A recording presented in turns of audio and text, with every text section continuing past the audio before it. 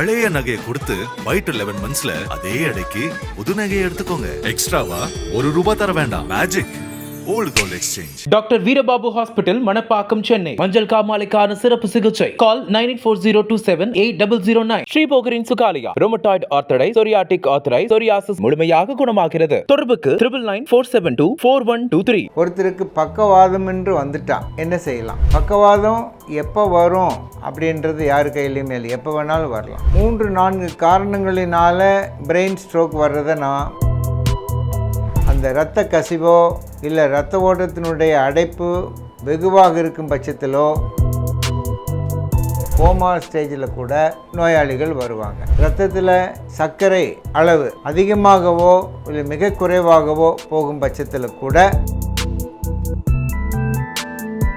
ஒரு நினைவாற்றல் குறைவாக இருக்கிற நோயாளிக்கு நம்ம ஆசைக்கு ஏற்றபடி அவங்களுக்கு பாலையோ தண்ணியோ ஜூஸையோ நக்கீர நேயர்களுக்கு வணக்கம். நான் டாக்டர் ராஜேந்திரன் பேசுகிறேன். கடந்த 2-3 வாரங்களாக நரம்பு மண்டலம், அதனால் அந்த மண்டலம் பாதிக்கப்படும் போது என்னென்ன ஆரோக்கிய கோளாறுகள் வரலாம் என்பதை பற்றி விரிவாக பேசினோம்.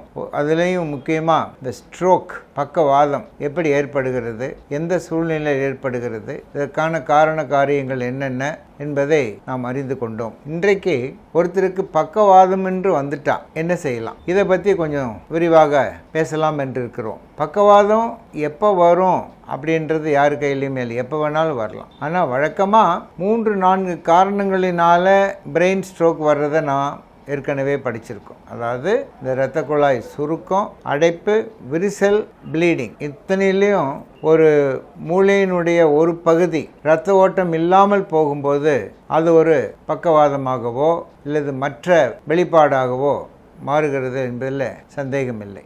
ஏன்னா சில பேர்த்துக்கு இப்போது பிரெயினுடைய பின்பகுதி அதாவது சிறுமூளை இல்லை பின்பகுதியில் இந்த இரத்த ஓட்டம் தடைப்படும் போது வரக்கூடிய ஒரு நரம்பு தளர்ச்சி வியாதி இந்த முன்பக்கம் இரத்த குழாயில், அதாவது அந்த carotid system, vertebral system, anterior circulation, posterior circulation அப்படின்னு சொல்கிறோம். ஸோ இந்த போஸ்டீரியர் சர்க்குலேஷன் மெயினாக பார்க்கும்போது இந்த சிறுமூளை அதிகமாக பாதிக்கும். அதாவது இந்த செரிபெல்லம், அதனுடைய தொடர்பு கனெக்ஷன்ஸ், இதை பேஸ் பண்ணி அவருக்கு நோய் குறைபாடு வரும். அதே சமயத்தில் இந்த கரோட்டிட் சிஸ்டம், ஆன்டீரியர் முன்பகுதியினுடைய இரத்த குழாயினுடைய பாதிப்பு வரும்போது டிப்பிக்கலாக ஒரு பக்கவாதம் வரும்.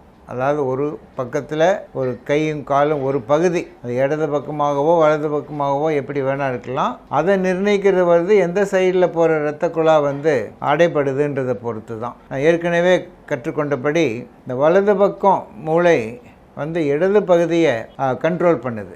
அதே மாதிரி இடது பக்கம் மூளை வலது பக்கத்தில் கண்ட்ரோல் பண்ணுது. இடது பக்கத்தில் இந்த பேச்சு திறமைக்குள்ள ஒரு சென்டரும் இருக்கிறதுனால வழக்கமாக இந்த வலது கை கால் பக்கவாதம் வந்தவங்க பேச்சு திறனையும் இழந்து இருப்பார்கள். இது ஒரு முக்கியமானது. சில சமயங்களில் அந்த இரத்த கசிவோ இல்லை இரத்த ஓட்டத்தினுடைய அடைப்பு வெகுவாக இருக்கும் பட்சத்திலோ சுய நினைவை இழந்து மயக்க நிலைமையில் கூட, கோமா ஸ்டேஜில் கூட நோயாளிகள் வருவாங்க. நிறைய சமயங்களில் பேஷண்ட்ஸ் ஒரு பக்கம் கொஞ்சம் கொஞ்சமாக செயல் இழந்து அப்புறம் முற்றிலுமாய் ஒரு வாதம் மாதிரி அந்த கையாலேயோ காலாலேயோ எந்த விதமான ஒரு தன்னிச்சையான ஒரு மூவ்மெண்ட் கொடுக்க முடியாமல் ஒரு பெராலிசிஸ் ஆகி வந்திருக்கிறத பார்க்குறோம். இப்படியெல்லாம் வரும்போது நம்ம என்ன செய்யணும்? முதல்ல, அதாவது எப்பவுமே நான் ஒரு ஃபார்முலா சொல்கிறேன். எப்படின்னா, ஒரு நோயாளிக்கு ஒரு பக்கவாதம் வந்துருச்சுன்னா எதெல்லாம் நம்ம ப்ரிவெண்ட் பண்ணலாம், எதை தடுக்கலாம் அப்படின்னு வர்றதை பார்க்கும்போது இதுக்கு மேலே அதிகமாகாமல் அந்த நோயை கட்டுப்படுத்தலாம். அதற்கு பேஷண்ட்டுடைய பேசிக்காக அவர் உடம்பில் இருக்கிற இரத்த கொதிப்பு அதிகமாக இருக்கும்போது அதை ஒரு அளவுக்கு குறைக்கணும்.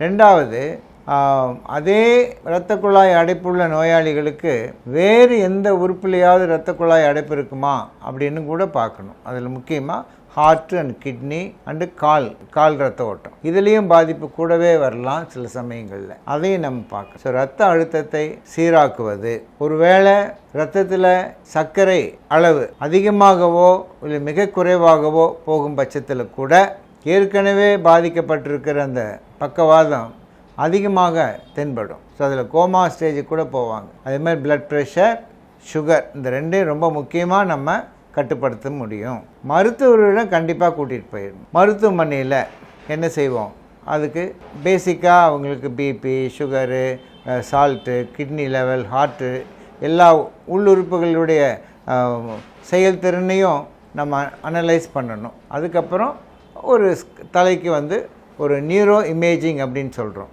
அதில் சிடி ஸ்கேனோ இல்லது ஆஞ்சியோகிராமோ இல்லது எம்ஆர்ஐ ஸ்கேனோ எது அந்த நோயாளிக்கு தேவையோ அதை நம்ம கண்டிப்பாக பண்ணணும். முக்கியமாக சொல்ல மறந்த இல்லது மறந்து விட்ட, ஞாபகம் இல்லாமல் இருக்கிற பழைய ஹெட் இன்ஜுரி, அதை நிறைய சமயங்களில் இந்த மாதிரி ஸ்ட்ரோக் சமயத்தில் கூட நாங்கள் கண்டுபிடிக்கிறோம். ஒரு கிரானிக் சப்டியூரல் ஹெமட்டோமா அப்படின்றோம். அவங்களும் பார்த்திங்கன்னா ஒரு 3 மாதத்துக்கு முன்னாடி ஒரு லேசாக அடிபட்ட மாதிரி இருக்கும், அதை அவருக்கு மறந்துகிட்டே இருப்பாங்க. அப்புறம் கொஞ்சம் கொஞ்சமாக பார்க்கும்போது தலைவலி இருந்திருக்கலாம், அப்பப்போ ஞாபகம் மருதி, சில சமயங்களில் ஒரு பக்கம் மட்டும் ஒரு நொடிப்பு மாதிரி, அதாவது ஃபிட்ஸ் மாதிரி வரும். அதை அவங்க லைட்டாக எடுத்துக்குவாங்க, இது ஒன்றும் பெரிய வியாதி இல்லை. அப்புறம் பார்த்தா ஒரு நாள் காலையில் அவங்க கண் விழிக்காமல் மயக்க நிலைமையில் போயிருப்பாங்க. அப்போது நம்ம ஸ்கேன் பண்ணும்போது அந்த இரத்த ஓட்டம், அந்த இரத்த கசிவு வந்து அந்த மூளையினுடைய ஒரு பக்கத்தை பாதித்து அதை அப்படியே கம்ப்ரெஸ் பண்ணிகிட்ருக்கோம். ஸோ இதுவும் ஒரு ஸ்ட்ரோக்காக வர்றதை நாங்கள் பார்த்துருக்கோம். ஸோ எனவே எந்த ஒரு நரம்பு மண்டலத்தினால் பாதிக்கப்பட்டிருக்கிற நோயாளிக்கும் ஒரு நியூரோ இமேஜிங் கண்டிப்பாக பண்ணணும். அதில் சாதாரண சிடி ஸ்கேன் சிம்பிளாக எடுக்கலாம், இல்லை எம்ஆர்ஐ ஸ்கேன் எடுக்கலாம், இல்லை எம்ஆர் வித் ஆஞ்சியோகிராம் எடுக்கலாம். இதெல்லாம் வந்து அந்தந்த நோயாளிக்கு ஏற்றபடி உள்ள நோயினுடைய தீவிரத்தையும் தன்மையையும் நமக்கு தெளிவாக சொல்லும். அதை பேஸ் பண்ணி என்ன செய்வோம், அந்த மூளையை சுற்றி இருக்கிற அந்த எடிமா, பிரெயின் எடிமான்னு சொல்லுவோம், அதை குறைக்கிறதுக்கு முயற்சி எடுக்கணும். இரத்த அழுத்தங்களை சீராக்குவதற்கு முயற்சி எடுக்கணும். இரத்தத்தில் இருக்கிற சர்க்கரையின் அளவு, உப்பின் அளவு, இதையெல்லாம் வந்து சீர்படுத்தி அந்த ஆங்கிளில் நம்ம பார்க்கணும். அப்புறம் ஒரு நினைவாற்றல் சரிவர இல்லாத நோயாளிக்கு என்னென்ன காம்ப்ளிகேஷன்ஸ் நம்ம எதிர்பார்க்கலான்னு சொன்னால், அவங்கள படுக்கையில் படுக்க வச்சுக்கிட்டு நம்ம இப்படி போகும்போதுக்குள்ளாரே அவங்க பிறண்டு கீழே விழுந்துடலாம். ஸோ தவிர்க்கப்படக்கூடிய ஒரு கீழே விழுதல், ஃபால், செல்ஃப் ஃபாலோ இல்லை அன்எக்ஸ்பெக்டட் ஃபாலோ நம்ம ஈஸியாக தடுத்துடலாம். அதுக்கேற்றபடி அவங்க படுத்திருக்கிற படுக்கையில் ஒரு ரெயிலிங்ஸ் மாதிரி போட்டு பாதுகாப்பை கொடுக்கலாம். இது ஒன்று. ரெண்டாவது, ஒரு நினைவாற்றல் குறைவாக இருக்கிற நோயாளிக்கு நம்ம ஆசைக்கு ஏற்றபடி அவங்களுக்கு பாலையோ தண்ணியோ ஜூஸையோ வந்து அவங்க நினைவு தப்பி இருக்கும்போது கொடுக்கக்கூடாது.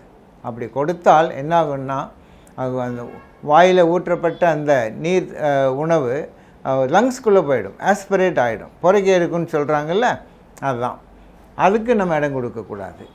அப்புறம் யூரின் அவங்களுடைய கண்ட்ரோல் இல்லாமல் போயிடுவாங்க. அதனால் படுக்கையிலேயே படுத்திருக்கும்போது படுக்க புண் வரும். So pressure source. அப்புறம் லங் இன்ஃபெக்ஷன், ஆஸ்பிரேஷன் நிமோனியா, இல்லைன்னா யூரினரி ட்ராக்ட் இன்ஃபெக்ஷன், இல்லைன்னா கீழே விழுந்து அடிபடுறது, இப்படி பலவிதமான தவிர்க்கப்படக்கூடிய காம்ப்ளிகேஷன்ஸை முதல்ல நம்ம ஈஸியாக தவிர்த்திடலாம். ஒருத்தருக்கு ஃபிட்ஸ் வரும்னு சொன்னால் அந்த ஃபிட்ஸு திருப்பி வராமல் இருக்கிறதுக்கான முயற்சி எடுத்துக்கொள்ளணும். அதுக்கப்புறம் அந்த பிரெயினை சுற்றி இருக்கிற அந்த நீர் தேக்கத்தை, வீக்கத்தை குறைக்கிறதுக்கு உள்ள மருந்து போடணும். அப்போ இரத்தக்கட்டை கரைக்கிறதுக்கு ஆன்டிகோயாகுலேஷன் இல்லைன்னா பிளட் தின்னர்ஸ் இதெல்லாம் வந்து போடணும். ஆனால் அது போடுறதுக்கு முன்னாடி கண்டிப்பாக ஒரு ஸ்கேன் பண்ணி பார்த்து அது இரத்த கசிவு இருக்கும் பட்சத்தில் இந்த பிளட் தின்னரோ இல்லை ஹெப்பாரினோ கொடுக்கறத நம்ம அனுமதிக்கக்கூடாது. மற்றபடி supportive treatment, BP medicines, sugar medicines, எல்லாத்துக்கும் மேலே ஃபிசியோதெரப்பி, வெரி இம்பார்ட்டண்ட், செயன்முறை மருத்துவம் அப்படின்னு சொல்கிறோம், ஃபிசியோதெரப்பி. அதை வந்து நம்ம தொடர்ந்து செய்யும்போது அந்த பெரலைஸ் ஆகியிருக்கிற அந்த உடலினுடைய பகுதி வந்து இழைச்சி போகாமல், சதையெல்லாம் சுண்டி போகாமல் நல்ல மூமெண்ட்டில் இருக்கும். அப்புறம் ஒரு கால் வந்து மூமெண்ட் இல்லாமல் அப்படியே படுத்திருக்கும்போது ஒரு முக்கியமான காம்ப்ளிகேஷன் வரலாம். அது என்னன்னு கேட்டிங்கன்னா, அந்த இரத்த குழாயில் ரத்தம் உறைதல், முக்கியமாக இந்த கெட்ட இரத்த குழாயில் டீப் வெயின் த்ராம்போசிஸ் அப்படின்னு சொல்கிறோம். இது ஒரு முக்கியமான ஒரு காம்ப்ளிகேஷன். எந்த முட்டி போன வாரம் ஒரு பெரியவர் கொண்டுட்டு வந்தாங்க. சடனாக பார்த்தா அவருக்கு அந்த மூச்சு விடுறதுல ரொம்ப கஷ்டம் ஏற்பட்டிருக்கு. ஆக்சிஜன் லெவல் பார்த்திங்கன்னா 60-70 தான் இருக்குது. பெருசாக ஒன்றுமே இல்லை, ஃபீவர் ஹிஸ்ட்ரி எதுவுமே இல்லை.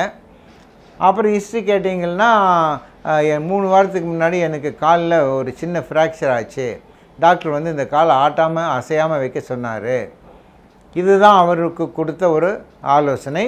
அதை அவர் சின்சியராக பின்பற்றியிருக்காரு. அந்த மாதிரி அந்த கால் ஆட்டாமல் கொள்ளாமல் அப்படியே வச்சுருக்கும்போது ரத்தம் உறைஞ்சி போச்சு அந்த காலில். அந்த உறைஞ்சி போன ரத்தம் அந்த கிளாட்டு கொஞ்சம் கொஞ்சமாக மேலே ஏறி போய் லங்ஸில் போய் பிளட் சர்க்குலேஷனில் பிளாக் பண்ணிடுச்சு. ஸோ அதுக்கு பேர் பல்மனரி த்ராம்போ எம்பாலிசம் அப்படின்னு சொல்கிறோம். இது ஒரு சீரியஸான காம்ப்ளிகேஷன். அதுக்காகவே நாங்கள் என்ன செய்கிறோம், அந்த மொபிலைசேஷன், ஏர்லி மொபிலைசேஷன். ஸோ என்றைக்கு அந்த காலில் ஃப்ராக்சரோ மற்றதோ இல்லைன்னா எவ்வளோ சீக்கிரம் அந்த செயன்முறை மருத்துவத்தை நாம் அணுகுகிறோமோ அந்த அளவுக்கு அவங்களுக்கு காம்ப்ளிகேஷன் இல்லாமல் அவங்க நார்மல் ஆகிடுவாங்க. So anticoagulation, anti platelet factors, physiotherapy, control of blood pressure, sugar, ulcer, cholesterol, இது எல்லாமே வரும். Proper diet, prevention of aspiration, self fall on the floor, இதெல்லாம் நம்ம ஈஸியாக பண்ணிடலாம். அதே போல் அந்த படுக்க புண்ணு வராமல் பார்த்துக்கணும். அதுக்கு இப்போ நிறையா ப்ரிவென்டிவ் அந்த பெட்ஸ் இருக்குது. அதாவது நல்ல ஏர் பெட்டு இல்லைன்னா வாட்டர் பெட்டு இதெல்லாம் இருக்கும்போது அந்த அழுத்தம் குறையுது. எது பண்ணாலும் அது ஒரு கடமையாக நம்ம என்ன செய்யலாம், எக்ஸசைஸ் பண்ணிகிட்டே இருக்கணும். அவங்கள அப்படி இப்படி கொஞ்சம் திருப்பி போடணும். ஸோ அவங்க சாப்பிட்டு புரைக்கிறவங்களுக்கு என்ன பண்ணலாம், நம்ம மூக்கு வழியாக ஒரு சின்ன டியூப்பை விட்டு வயிற்றுக்குள்ளே வச்சிடுறோம். அது நேசோ கேஸ்ட்ரிக் டியூப் அப்படின்றோம், ரைல்ஸ் டியூப் அப்படின்னு கூட சொல்லலாம். அது வழியாக நம்ம ஆகாரத்தை நம்ம கொடுக்கலாம். ஸோ நரம்பு வழியாக அவங்களுக்கு ஆகாரம் கொடுக்கலாம். வெயின் இன்ட்ராவீனஸ் பேரண்ட்ரல் நியூட்ரிஷன் இல்லை ரைல்ஸ் டியூப் ஃபீடிங், இதெல்லாம் கொடுக்கும்போது அவங்க உடல் ஆரோக்கியமும் சிவேகுவாக கெட்டு போகாமல் நல்லபடியாக இருக்கும். ஏதாவது இன்ஃபெக்ஷன் வர்றதை தடுக்க முடியுமானா அதுக்கான முயற்சி எடுத்து நம்ம துறக்கும். அப்புறம் பேஷண்ட் கொஞ்சம் இம்ப்ரூவ் ஆக என்ன பண்ணணும்னா மொபிலைசேஷன் பண்ணி சப்போர்ட்டோட அவர் என்கரேஜ் பண்ணி நடக்க வைக்கணும். முக்கியமாக அது ரொம்ப முக்கியம். ஸோ எவ்வளோ சீக்கிரம் அந்த நோயாளியை படுக்கையை விட்டு எந்திரிச்சு நடக்க வைக்கிறோமோ அந்த அளவுக்கு அவருக்குமே ஒரு நம்பிக்கை என்னால் கூட திரும்பி நடக்க முடியும், திரும்பி நல்ல வாழ்க்கைக்கு நான் போக முடியும் அப்படின்ற ஒரு நம்பிக்கையை நம்ம கொடுத்தோம்னா அதனால் அதே நோயாளியினுடைய முன்னேற்றம் சீக்கிரமாக சீராக இம்ப்ரூவ் ஆகும் என்பதில் எந்த சந்தேகமும் இல்லை. அப்புறம் ஆப்ரேஷன் ஏதாவது தேவைப்படுமா, முக்கியமாக இந்த சப்டியூரல் ஹெமட்டோமான்னு சொல்கிறோமில்ல, அதை வச்சு அந்த பர்ஹோல் மாதிரி போட்டு அந்த ரத்தத்தை நம்ம எவாக்குவேட் பண்ணுறோம். அதனால் பூரணமான குணம் கிடைக்கிறத நாங்கள் கண்ணால் பார்த்துருக்கோம். இன்றைக்கி கம்ப்ளீட்டாக கோமாவில் போய் ஒரு டென்ஸாக ஒரு ஹெமிப்ளீஜியாவோடு வருவாங்க, ஒரு பக்கவாதத்தோடு வருவாங்க. அன்றைக்கி உடனடியாக எமர்ஜென்சி ஆப்ரேஷன் பண்ணிவிட்டு 2 நாளில் அவங்க எந்திரிச்சு நடந்தே கூட போயிடலாம். இது ஒன்று. இல்லை சில சமயங்கள் என்ன ஆகும்னா இந்த டீகம்ப்ரெஷன் ப்ரொசீஜர் அப்படின்னு சொல்கிறோம். அதாவது ஒரு பிளட்டு கிளாட் ஆகியிருக்கும்போது அதை சுற்றி வீக்கத்தை வரும்போது அந்த மூளை ரொம்ப வீங்கிட்டே போகும். ஸோ அதை அந்த வீங்கி போயிருக்கிற அந்த மூளையை அந்த க்ளோஸ்டு கம்பார்ட்மெண்ட் அந்த ஸ்கல்லுக்குள்ளே வைக்கிறது கஷ்டமாக இருக்கும்போது என்ன ஆகும்னா அவருக்கு மூச்சு திணறல் ஏற்பட்டு மூச்சு அடைபெற்றலாம், கோனிங் வந்துடும். ஆகவே அதுக்காகவே என்ன செய்கிறோம், ஒரு போர்ஷன் ஆஃப் த போன், ஒரு ஸ்கல் போனை கிரேனியாட்டமி, டீகம்ப்ரெஷன் கிரேனியாட்டமி அப்படின்னு ஒரு ப்ரொசீஜர் இருக்குது. அதை எடுத்து வரும்போது அந்த பிரெயின் உள்ளுக்குள்ளே வீங்காமல் அந்த வீக்கத்தை வெளியே அனுமதிக்கிறோம். அறுவை சிகிச்சையினுடைய பயன்பாடு என்னன்னு பார்த்தோம்னா, ஒன்று அந்த பர்ஹோல் போட்டு பிளட்டை மொத்தமாக எவாக்குவேட் பண்ணுறது, அது ஒன்று. ரெண்டாவது டீகம்ப்ரெஷன் கிரேனியாட்டமி. மூன்றாவது இரத்த குழாயை இணைக்கிறது, அதாவது ஒரு ஆஞ்சியோ பிளாஸ்டின்ற மாதிரி ஒரு ப்ரொசீஜர் இருக்குது. அது யூஸ்வலாக இந்த எக்ஸ்டர்னல் கரோட்டிட் வெசல்ஸுக்கும் இன்டர்னல் கரோட்டிட் வெசல்ஸுக்குள்ள கனெக்ஷனை நம்ம எஸ்டாப்ளிஷ் பண்ணும்போது இந்த ரத்த ஓட்டம் திருப்பியும் ரீஎஸ்டாப்ளிஷ் ஆகலாம். மூன்றாவது இந்த காயில் எம்போலைசேஷன் அப்படின்னு நல்லா இருக்குது. ஏதாவது ஒரு ப்ளீடிங் வெசல், முக்கியமாக இரத்த குழாய்க்குள்ளார ஒரு அனியூரிசம் மாதிரி ஒரு டெவலப் ஆகி அந்த இதுலேருந்து ப்ளீடிங் ஆகிட்டு இருக்கும். ஸோ அனியூரிசமல் ப்ளீடை கண்ட்ரோல் பண்ணுறதுக்கு காயிலிங் ப்ரொசீஜர் அப்படின்னு சொல்கிறோம். அப்போது அந்த நோயாளிக்கு ஒரு கம்ப்ளீட்டாக கோமாவில் வருவார், கம்ப்ளீட்டாக ஹெமிப்ளீஜியாவில் இருப்பார், ஒரு பக்கவாதம் வந்திருக்கும். அவருக்கு அந்த ப்ளீடிங்கை கண்ட்ரோல் பண்ணுறதுக்கு அந்த ரத்தம் கசிஞ்சு கொண்டிருக்கிற இரத்த குழாயை நாங்கள் பிளாக் பண்ணுறது ரெக்கமெண்டட் சர்ஜிக்கல் ப்ரொசீஜர்.